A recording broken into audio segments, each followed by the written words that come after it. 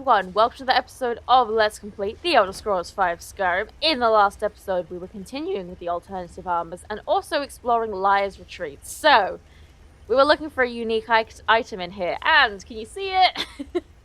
It is clipping through this altar, table, whatever. The long hammer, that's what we were looking for. Yeah, it's supposed to be either next to him or like just under here, but yeah, it was actually in the table, hence why I could not see it.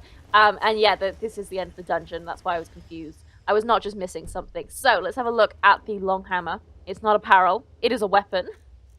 Is it under the? Yeah, the long hammer. Rod's hammer. The reduced weight allows it to be swung more quickly. So yeah, this is a really useful weapon because it means, well, you can swing it more quickly. Because yeah, one of the biggest weaknesses of two-handed weapons is that they swing so slowly, so you can't get as much DPS unless you just, you know, make a massively powerful weapon with enchanting and alchemy and everything. So yeah, we used that a lot in Finri's playthrough, so yeah, that was very useful. And yeah, see, these spiders, they did spawn. You see, I remembered that. I always remember the spiders. So, we're now going to make our way out of Liar's Retreat, and yeah, the long hammer will be very... Pardon? Okay. It will be useful to us for, or to me when I'm doing grinding for two-handed. Isn't there a thing? Hey, Longhammer, set us up with a round of... What in oblivion happened in here? Yeah, I don't know, guys. I don't know what happened. Yeah, look, see? So yeah, there we go. Look, we got some bandits returning to the bandit den, and obviously everyone is dead. He talks to me like that again. Once was a woman as fair as... Okay. What was that? Oh, okay, well, yeah, they spotted us. Okay, yeah, it's so funny. They're like, all of their friends are dead, their entire place has been trashed. And they just immediately go back to singing their bandit songs. That's exactly how I deal with the situation as well. You know, all of my friends, my home destroyed. You know, I just go back to singing songs. I mean, what else is there to do, really, you know? But anyway, there we go. That's a nice little interaction. So yeah, this was like a bandit hideout, but the Falmer broke in. Okay, so... Ooh, is that down there? A Stormcloak soldier. Ooh, interesting. Okay. What was that? There was some kind of text in the top left. Maybe it was just vampire blood boiling in the sunlight. Who knows? Okay, so we are going to go to Whiterun. And we're going to check out the guard barracks as another lead for some alternative armors. And we are also going to... Should we start off by reading a book? Something? Yeah, why not? Let's read The Crimson Dirks, Volume 6. Hopefully you guys don't mind this. I think it's very interesting. Hopefully you guys do as well. Anyway. Edward taught Antonius the game he learned elsewhere, as Cazaval, Elhil, and Zahara joined them at the table. A cloth stained with every conceivable colour of wine and spirit was placed over the top of the wood, allowing the bones and tiles to slide across its otherwise splintered face. While some of the rules were lost in translation, Edward knew enough for the game to function. Moreover, if he were to bend said rules to his favour, his opponents would be none the wiser. There are two types of games, Edward explained, laying the tiles out on the surface. Those with perfect information and those that are imperfect. Chess, for example, is a game with perfect information. We know each other's pieces and their placement on the board. Card games, on the other hand, are of imperfect variety. We are each other dealt a hand with a set value and must divine through whatever means are available to us who has the better of it. And which type do you prefer? Asked Cazaval. I prefer to know who and what I'm dealing with, replied Edward, but at the same time I know the more practical skill is to play games where the information is imperfect. After all, that is how the world around us is played. I wasn't aware life was a game, said Elhil, because if so, I need to find a better way to cheat. Don't be so modest, replied Edward, raking in another pot. I think you're doing just fine. The same can be said for our friend Antonius here. I only lost because you distracted me, barked Antonius, with that inhaling and exhaling thing you do with your nose. Do you mean breathing? Asked Edward. Yes, that. As a careful study of others, Cazaval understood the gist of Edward's speech. There were layers beyond what faces advertised. Edward, for instance, used his charm and intellect like a sword, his sly demeanour having a purpose that disarmed his opponents. Elhil, on the other hand, wore his humour like armour, deflecting any inkling of emotion or motive. Zahara, for all her straightforwardness, was also passionate and sincere, making her prone to falling victim to her temper. Even Antonius, for all his inebriation, was a skilled hedge mage, and one wondered at times if his drunkenness was merely a performance that allowed people to excuse his worst impulses. The same rules applied to the crew as a whole. The less that was known about the bandits, the more imperfect the information, the better their chances of survival. Their enemies would always hold the better cards. The only way to win was to bluff. It's for this reason Casaval was uneasy about the last job. They had purchased a building near a warehouse, tunneling into it and stealing the goods. The plan was solid and the profit healthy, but it was the target that worried him still, even now after it was complete. After all, unlike some enterprises, the East Empire Company was a machine that counted every coin to its last and weighed every commodity to the gram. Their employees were punctual, their accountants circumspect, and their ledgers pristine. They would identify precisely what goods were stolen and investigate thoroughly the time and manner of the theft. Thus, it weighed heavy on his mind when the forger who purchased the building next to the warehouse had not responded to his last letter. Casaval wrote the missive posting as a concerned relative, not wishing to betray any secrets lest the forger had been compromised.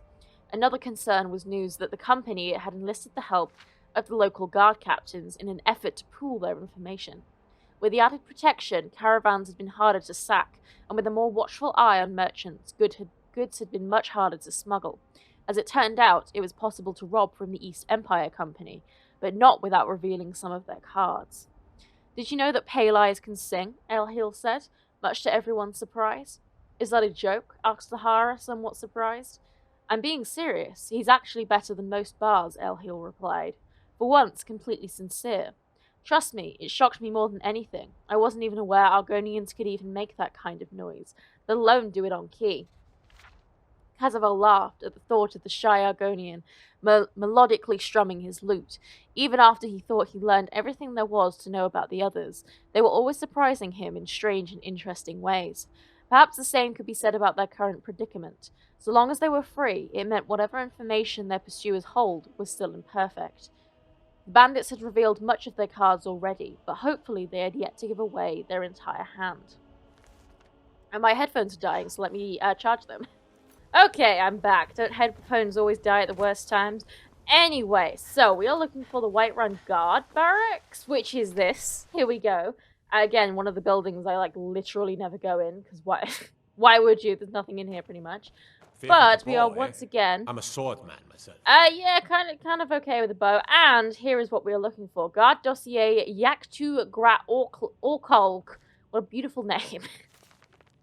Status: active, capture or kill, high priority. Description: female, orc, late 40s. Background: Yaktu Gra Orkolk was a former blacksmith at the Stash and Slash in the Imperial City, a shop she inherited from her father. She was contracted by the Crimson Dirks and recruited to forge arms for the bandits, as well as launder sacked goods through her shop. When the Imperial City Guard issued a warrant for her arrest, she fled the city with another merchant of the bandit gang. Operational notes: Yaktu was originally thought to have fled to High Rock and taken refuge in an orc stronghold. However, according to our informant, she actually travelled with another agent to Skyrim. Reports of unusually well-made weapons and armor being peddled out of Embershard Mine may be related. This information should be forwarded to Commander Caius in Whiterun, as the mine falls under his jurisdiction. There we go. So it looks like we are going back to the very beginning of the game, and we are going to be going back to Embershard Mine, which, yeah, pretty much is kind of a rite of passage for Skyrim players. So, Smith and Slash, and yeah, we can actually go to that store in the Imperial City, which is really cool.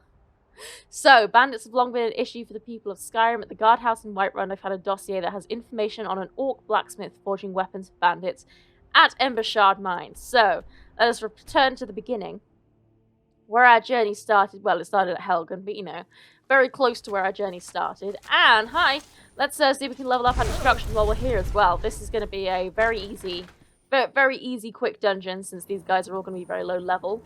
Since this, yeah, I mean, you would think they would scale with you, but they don't really. For some reason, I don't know why they did that, but yeah, everyone is very low level at this start, and yeah, they do, yeah, see? Killing everyone in one hit, they're all just base bandits, which is mildly disappointing, but yeah, because this is very close to the beginning, of course. Yeah, everything is still leveled, so let's hop on over here. We have done this, I've done this place so many times. Hi guys, anyone else here? I'm looking for an orc specifically. Who are you? Are you special? No, just a bandit. Yeah, she had interesting armor on, so I thought, yeah, orcish plate armor, that's what I thought. Yeah, I thought it might be interesting. But no, I thought she might be interesting, but no, she's just a base bandit, as per usual, very disappointing. I'll take the gold, and yeah, I got clairvoyance there, I'll take this gold as well, thank you very much. It's not like we have like 500,000 of it or something. Hi, yeah, I know, yeah, it's amazing how bad people talk to you, isn't it? Yeah, look at this, yeah, you got orcish armor. Oh, you know what, that makes sense, doesn't it? Orcish plate armor, because it's an orcsmith. Hi! Are you, Yakrag, whatever she was called? Yak2, yeah, Yak2.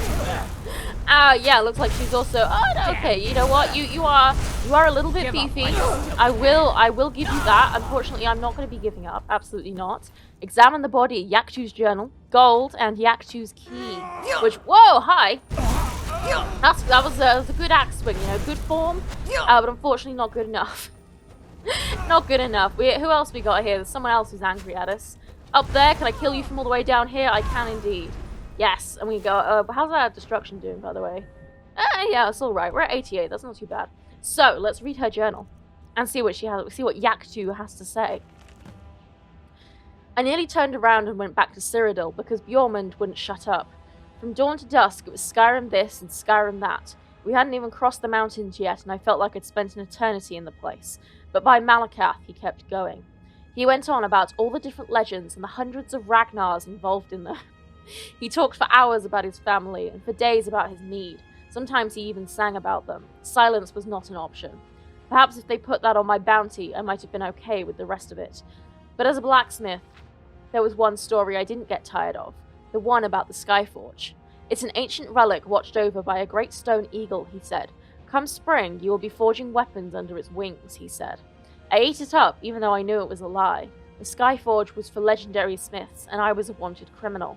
Unless the guard decided to quit looking for us, I was going to spend the rest of my life crafting orcish plate for bandits, idiots, who didn't deserve my work and lacked the brains to value it.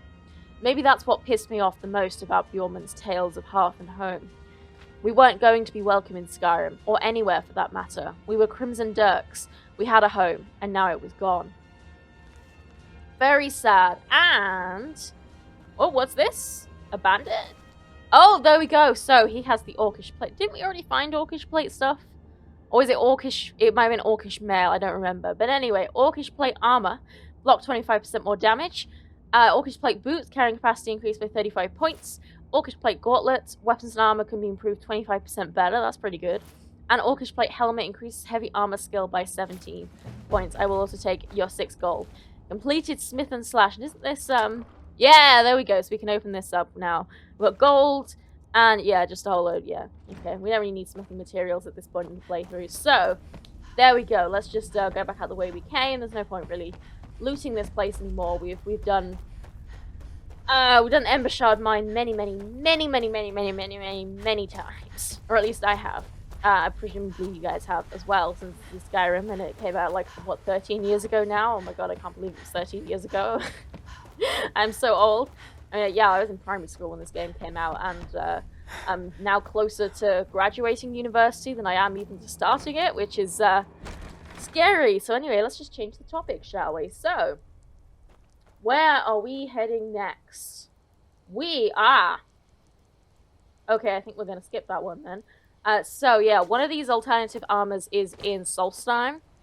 And I don't want to do that one yet. What I do want to do though is check out this shack that's on my map, or cavern. How do I get over here? Because that's, yeah, that river's going to push me down.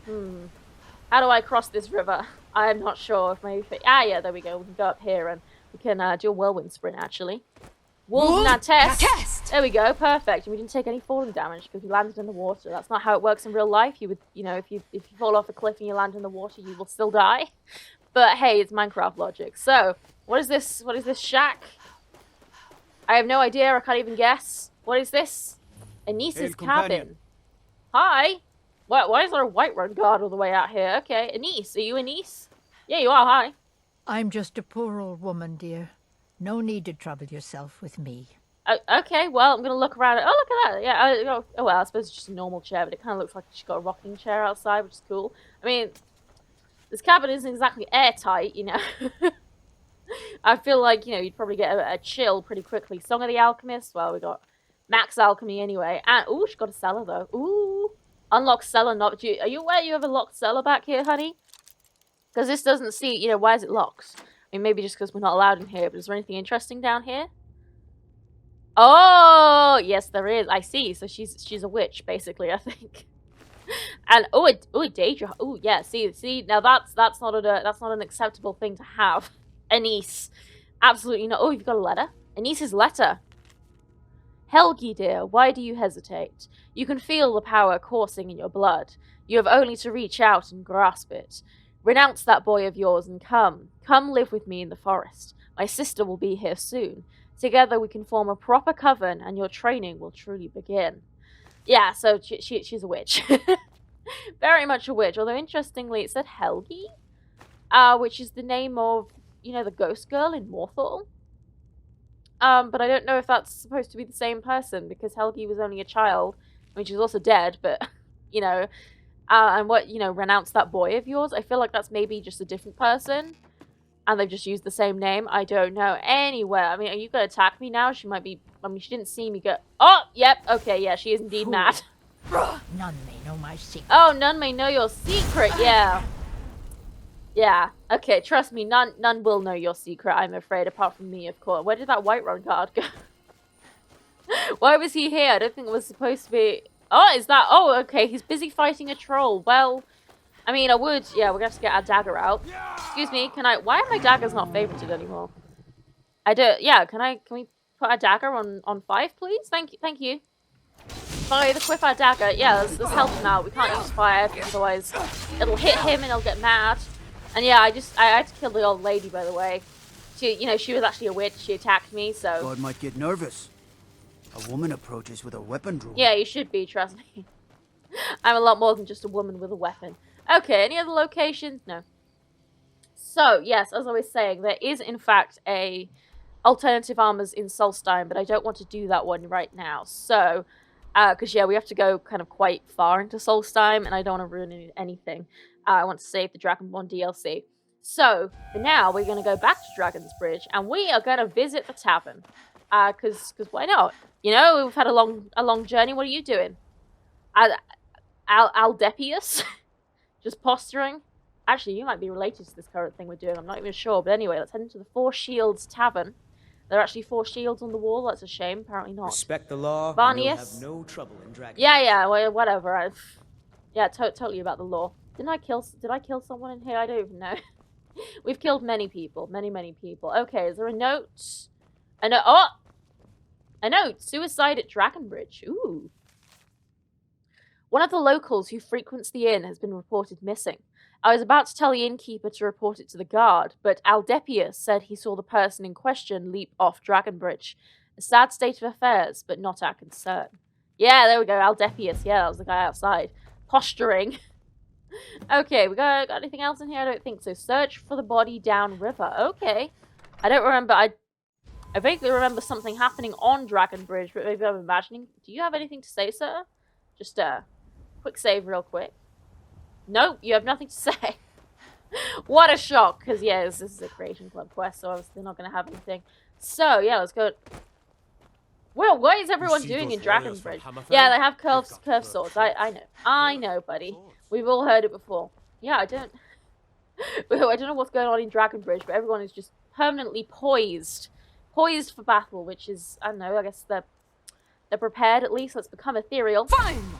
I'm sure we could probably jump in the water and not get hurt, but I don't want to take the risk because it would be mildly annoying if we died, and I don't like mild annoyances.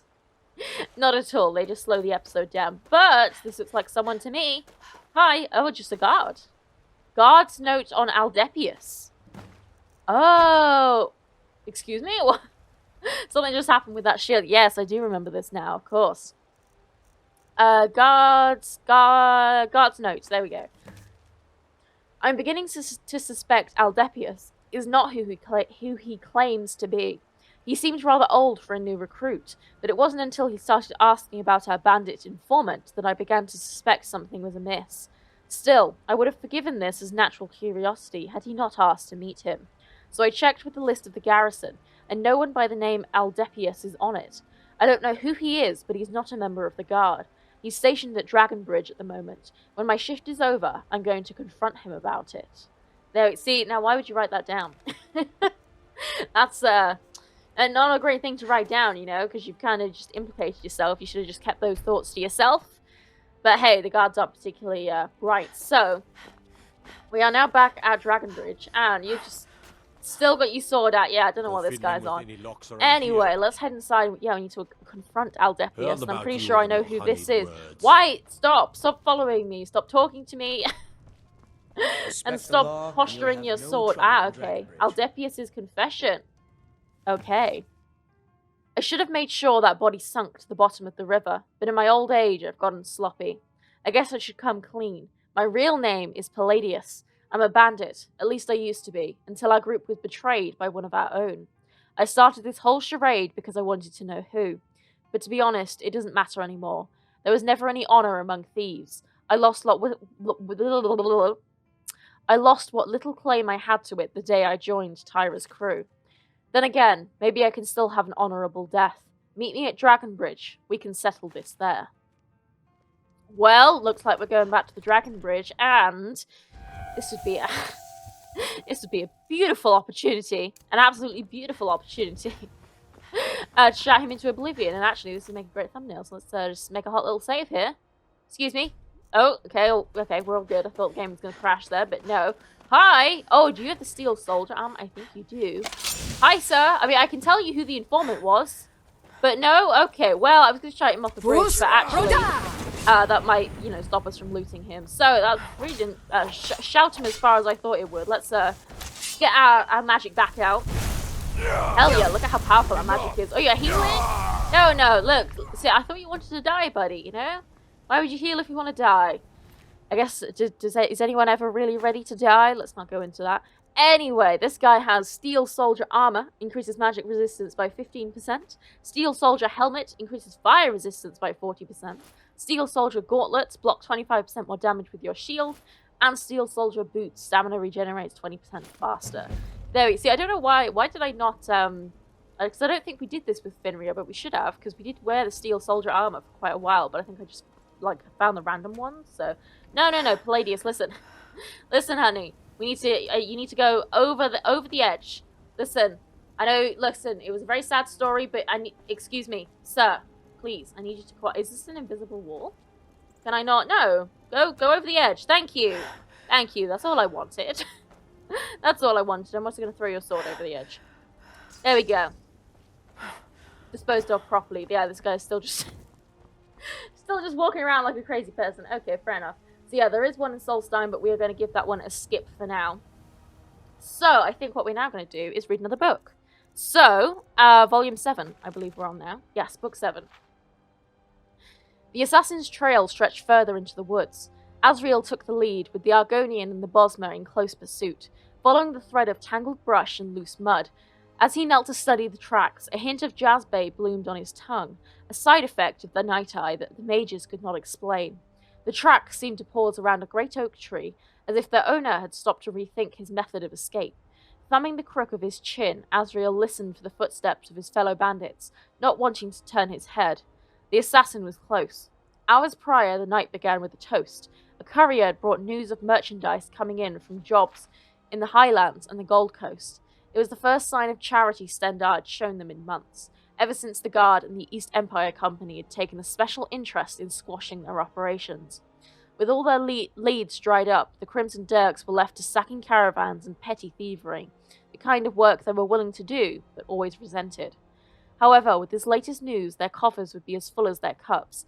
In addition to obtaining a cache of valuables from a Daedric cult, they had raided warehouses holding enchanted swords from Anvil, Colovian furs from Coral, along with crates of silks and fine robes weighted with perfume.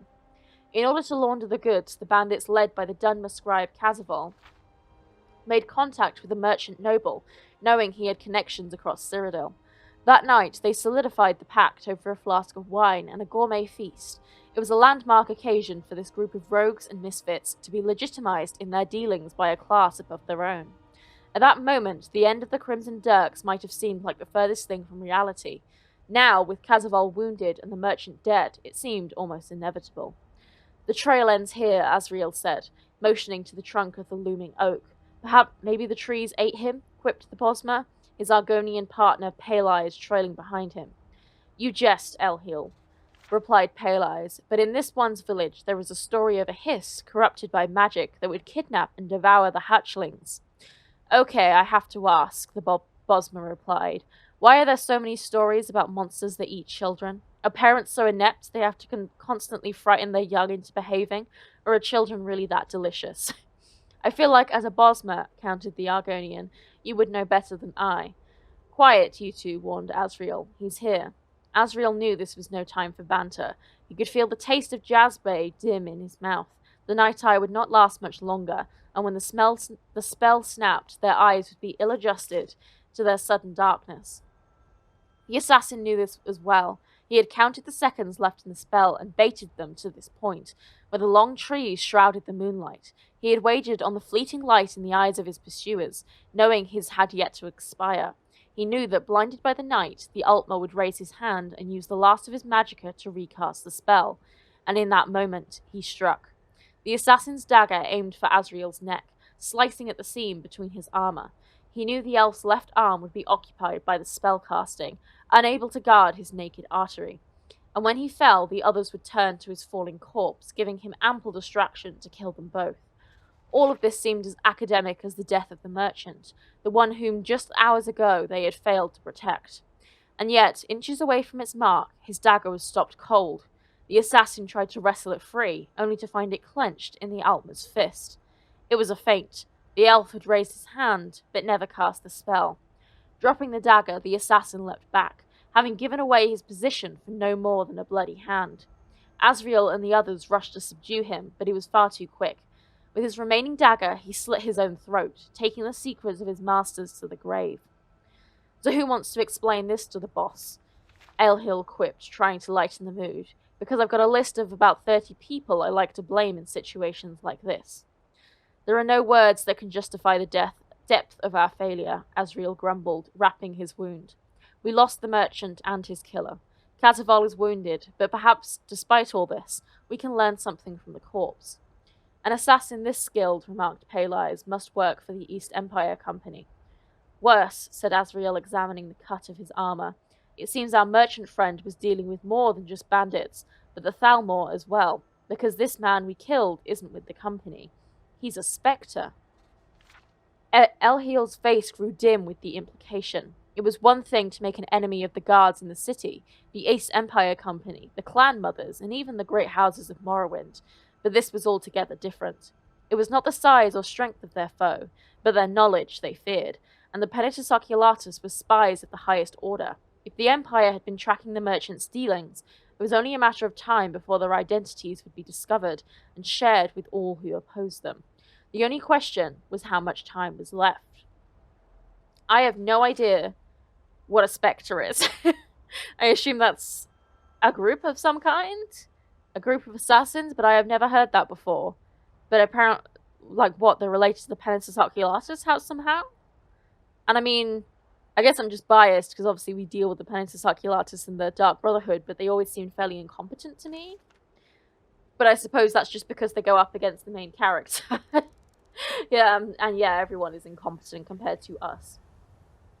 But hey, I suppose, yeah, that's what it is, I suppose. So, what we now have to do is, we have to do a little bit of walking. So, we need to head south of Iverstead to find the next person. So, let's go to Iverstead. And I don't know if we have an actual specific quest mark, what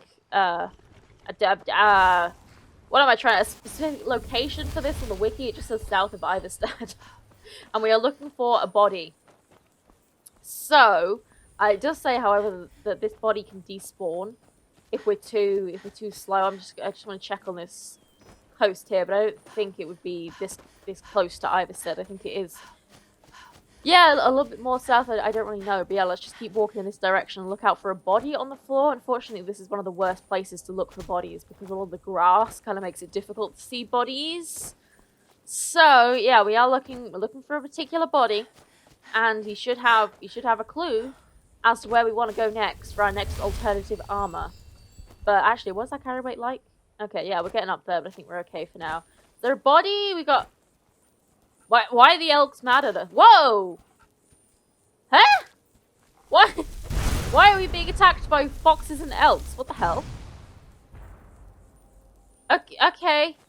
Sure, whatever. Fine. I have no... My least favorite thing ever. Great, where is this body? I would really like to, you know, just find this body without having to look it up. But I don't know if that will be the case, because, yeah, the only direction I've got is south of Iverstead, which is not exactly a... Oh, okay, well, yeah, we've got a bear down here. May as well deal with him. Hello? So, where's the bear? Yeah, there he is. Justice to the old cave bear. Get some destruction progress, at least.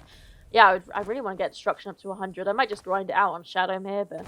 I don't know, it always feels a bit lame to do that. So, we'll walk a tiny bit further, and if I can't find this guy, we'll simply cut and find him.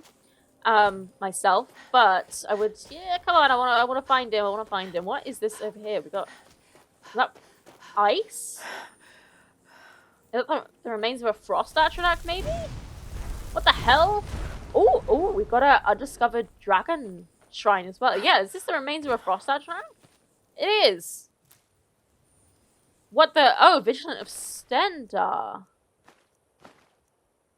Okay, what the hell went down here? Got a Frost Atronach, a Spider, and a Vigilant of... Okay. Great, I have no idea what went down there. And yeah, I don't know where this guy's body is either, so I will find it and I'll see you in a second. Okay, I found it. So yeah, Iverstead is right here, and it's just up the top of this little mountain. So here we are, and here we have an arena fan. With an Arena Fan's note and the Crimson Dirks Volume 8. Excellent. So let's read his note. Arena Fan's note. There we go.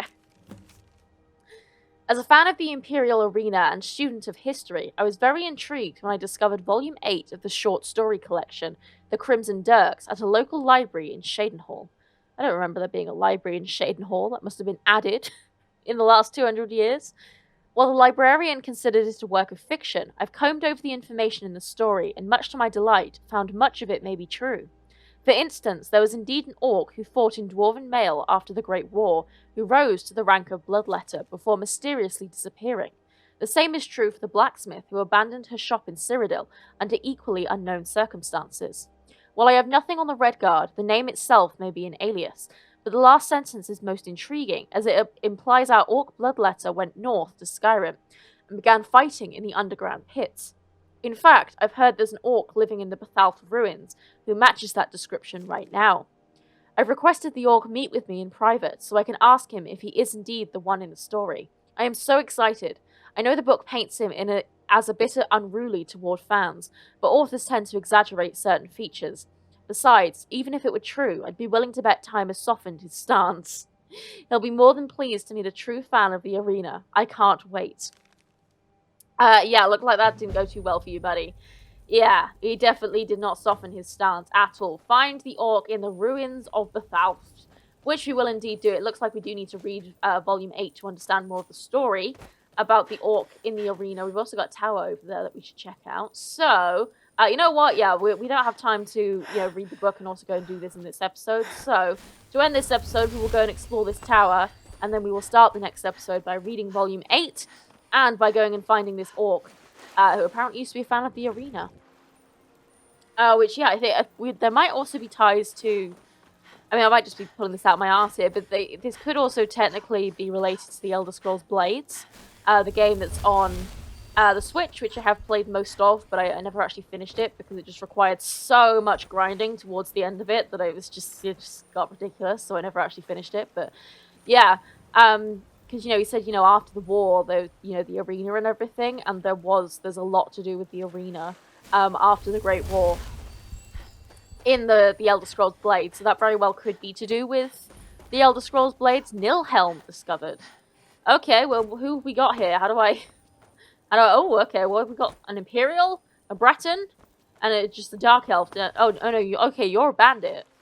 Okay, I mean, you are a Dark Elf, but you're not just named Dark Elf. You guys have nothing. I'm just gonna do this. I just have to, okay, guys? It's It's a rite of passage. You got to do it. Just gonna chuck you over there. Okay, thank you.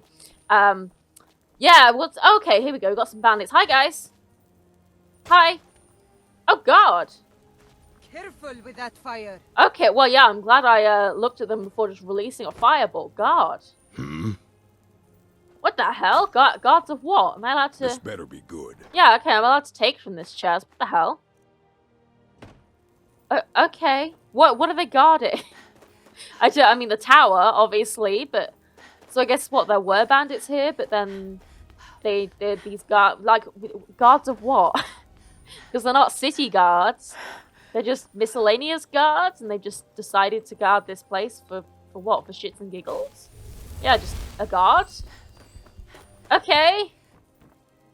Cool. I get. Yeah, I mean I can just take their stuff, which seems a bit uncouth. Yeah, just sleeping on the job, I suppose. What the hell? This is so weird. She's got a chest up here as well. Anything interesting? Gold? Yeah, I'll take the water breathing potion. That could be useful. Okay. Well, ooh, do you think, can we make that jump? I don't know. Let's use Become Ethereal anyway, because honestly, I never use it for anything else, so. Fine. May as well, right? Otherwise, what's the point in even having it? I would like to also unlock all the shouts at some point. Yeah, okay, well, yeah, I guess there's nothing else really to this location. Well, that's fine, I suppose. We also have a camp and a cave in the distance. We may as well... Yeah, why not? Yeah, just run over and activate this cave quickly. We won't explore it, but we will at least activate it. Ooh, we've got several other things, actually. Maybe we'll start the next episode with a little bit of exploration, actually. Yeah, you know what? Yeah, let's stop. Otherwise, I can kind of just keep going forever. Whoa! You... Tell Ralph? What's the matter with you? Please help. I can pay you. Are you okay? Bandits attacked and ransacked my cart. Can you help me? What can I do? My camp is nearby in the ruins of Nilheim. Get me there safely, and you'll be rewarded. Okay. Yeah, I mean, the ruins are, like, literally right up here, so... Okay, just escort him? It's just across the bridge and up that hill. Yeah! This is a trap, right? This is a trap. Because he's not... He was, you know, on the floor like he was hurt. This is a trap. They're gonna attack us as soon as we get up there, right? He's luring us here. That's why, yeah, that's why they were just miscellaneous guards. We're close now. I can see the camp. Yeah. Yeah. Uh-huh. Yeah, I'm just gonna do this. Yeah, for no particular reason. Wait here. I'll be right back with your reward. Yeah, huh? Yeah. I totally believe that.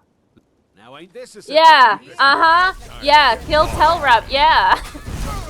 That's exactly, yeah. Well, what do you know? We betrayed. Give up while you still can. Yeah, look at that. Yeah, look, their names have changed to bandits now. That makes so much more sense. Yeah, I was gonna say, yeah, well, this place did seem weird.